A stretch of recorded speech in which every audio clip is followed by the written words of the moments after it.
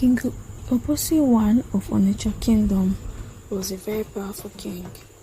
He fought and conquered all the surrounding countries, killing all the men and women, but the able-bodied men and girls he caught and brought back as slaves, and they worked on the farms until they died. This king had 100 wives, but none of them had borne a son to him. His subjects, seeing that he was becoming an old man, begged him to marry one of the spider's daughters, as they always had plenty of children. But when the king saw the spider's daughter, he did not like her, as she was ugly, and the people said it was because her mother had so many children at the time. However, in order to please his people, he married the ugly girl and placed her among all his other wives. But they complained because she was so ugly and she could not live with them. The king, therefore, built her a separate house for herself. Everyone laughed at her on account of her ugliness, but she was never really ugly, but beautiful, as she was born with 2 skins. And at her birth, her mother was made a promise that she would never remove the ugly skin until a certain time arrived, save only during the night, that she must put it on again before dawn. Now the king's head wife knew this and was very fearful, lest the king should find it out and fall in love with the spider's daughter. So she went to a native doctor and offered him 8 tortoise shells to make a potion that would make the king forget that the spider's daughter was his wife. The native doctor finally consented to do, after much haggling over the price, for 4 tortoise shells, and he made some medicine, which the head wife mixed with the king's food. For some months, this had the effect of making the king forget the spider's daughter, and he used to pass quite close to her without even recognizing her in any way. When 4 months had passed, and the king had not sent for Olaido, the spider's daughter, she began to get tired and went back to her parents. Her father, the spider, then went to another native doctor, who, by making spells and casting lots, very soon discovered that it was the king's head wife who had made enchantments, and the king could no longer look at Oledo. He therefore told the spider that Oledo should give the king some medicine which he would prepare, which would make the king remember her. He prepared the medicine, for which the spider had to pay a large sum of money for. And that very day, Oledo made a small dish of food, into which she put the medicine, and presented it to the king. Directly, he had eaten the dish and his eyes were open, and he recognized his wife, and told her to come to him that very evening. So in the afternoon, being very joyful, she went down to the river and washed. When she returned, she put on her best clothes and went to the king's palace. Directly it was dark and all the lights were out, she pulled off her ugly skin, and the king saw how beautiful she was and was very pleased with her. But when the cock crowed, Oledo pulled on her ugly skin again and went back to her own house. This she did for 4 nights running, always taking the ugly skin off in the dark and leaving before daylight in the morning. In the course of time, to the great surprise of all the people, and particularly the king's 100th wife, she gave birth to a son. But what surprised them most of all was that the only one son was born, whereas her mother had always had great many children at the time, generally about 50. The king's head wife became more jealous than ever when Oledo had a son. So she went again to the native doctor, and by giving him a large present, induced him to give her some medicine, which would make the king sick and forget his son. And the medicine would make the king go to the native doctor, who would tell him that it was his son who had made him sick, as he wanted to reign instead of his father. The native doctor would also tell the king to throw his son away, and said that perhaps in a year's time he might get another son. So the king at last agreed and threw his son into the river, at which the mother grieved and cried bitterly. Now the native doctor who has helped Olodo's father, the spider, was a water spirit, and he was ready when the king threw his son into the water and saved his life and took him home and kept him alive, and the boy grew into a very strong young man. After a time, Olodo gave birth to a daughter, and her jealous wife also persuaded the king to throw away the child. It took a longer time to persuade him, but at last he agreed. He threw his daughter into the water too and forgot Olodo again. But the water spirit was ready again, and when he had saved the little girl, he thought the time had arrived to punish the action of the jealous wife. So he went about amongst the head young men and persuaded them to hold a wrestling match in the marketplace every week. This was done, and the water spirit told the king's son, who had become very strong and was very likely to look like his father in appearance, that he should go and wrestle, and that no one would be able to stand up before him. It was then arranged that there should be a grand wrestling match to which all the strongest men in the country were invited, and the king promised to attend with his head wife. On the day of the match, the water spirit told the king's son that he need not to be the least afraid, and that his medicine was powerful, that even the strongest and best wrestlers in the village would not be able to stand up to him, even in a few minutes. All the people in the country came to see the great contest, to the winner of which the king had promised to present prizes of clothes, money, and all the strongest men came. When they saw the king's son, whom nobody knew, they laughed and said, "Who is this small boy? He can have no chance against us."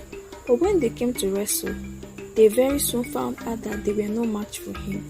The boy was very strong indeed, beautifully made and good to look upon, and all the people were surprised to see how like he was to the king. After wrestling for the greater part of the day, and the king's son was declared the winner, having thrown everyone who stood against him. In fact, after the match was over, the king presented him with clothes, money, and invited him to dine with him in the evening. The boy gladly accepted his father's invitation, and after he had had a good wash in the river, put on his clothes and went up to the palace, where he found the head chiefs of the country and some of the king's most favored wives. Then they sat down to their meal, and the king had his own son, whom he did not know, sitting next to him. On the other side of the boy sat the jealous wife, who had been the cause of all the trouble. All through the dinner, the woman did her best to make friends with the boy, with whom she had fallen violently in love with, on account of his beautiful appearance, his strength, and his being the best wrestler in the village. The woman thought to herself, "I will have this boy as my husband, as my husband is now an old man and surely will soon die."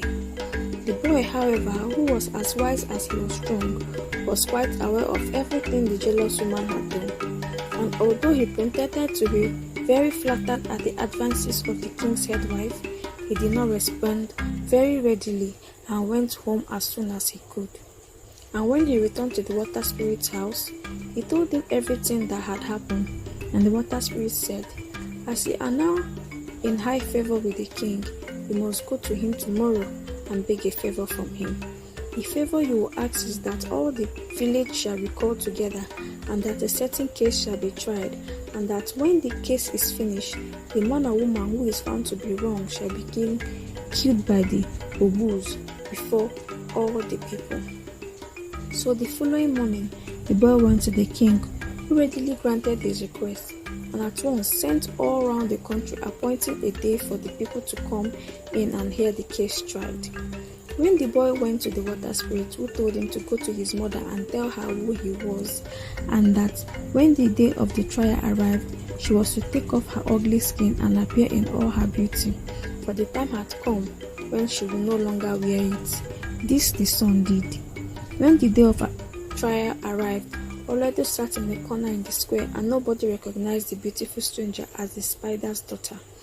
Her son then sat down next to her and brought his sister with him. Immediately his mother saw her, she said, "This must be my daughter, whom I have long mourned as dead," and embraced her most affectionately.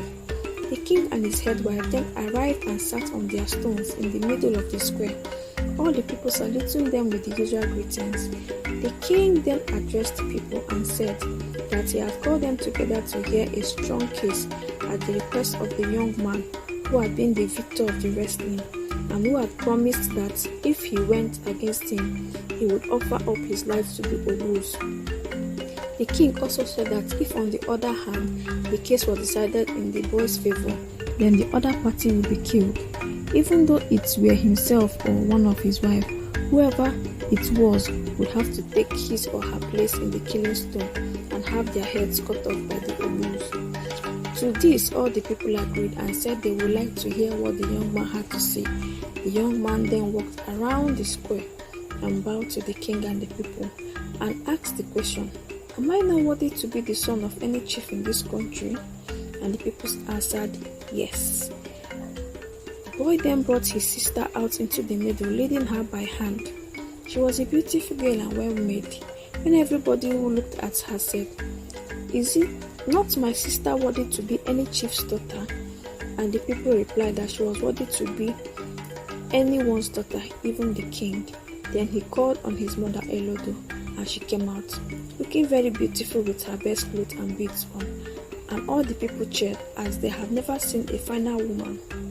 And then he asked, "Is this woman not worthy of being the king's wife?" And a shout went up from everyone present that she would be a proper wife for the king, and looked as if she would be the mother of plenty of fine sons.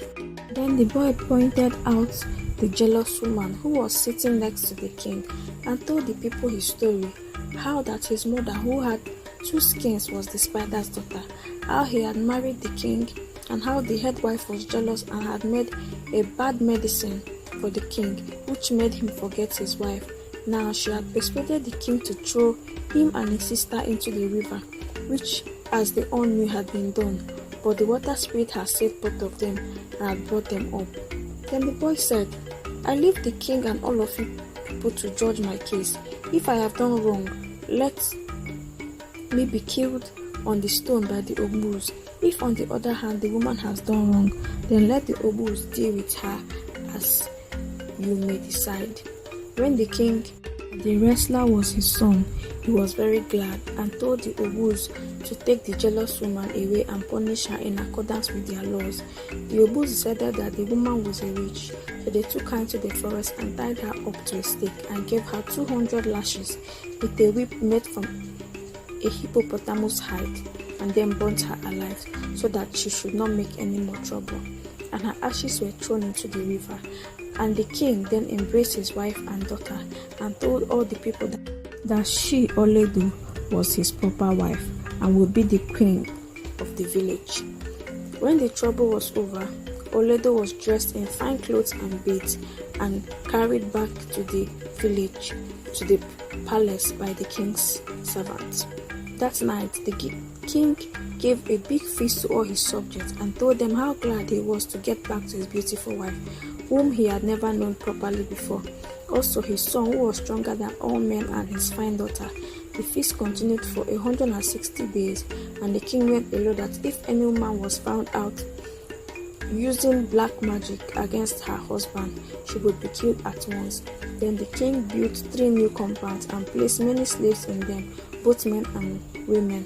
One compound he gave to his wife, another to his son, and the third he gave to his daughter.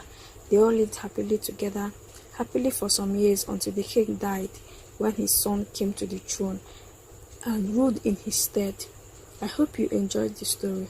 Please like, share, and subscribe.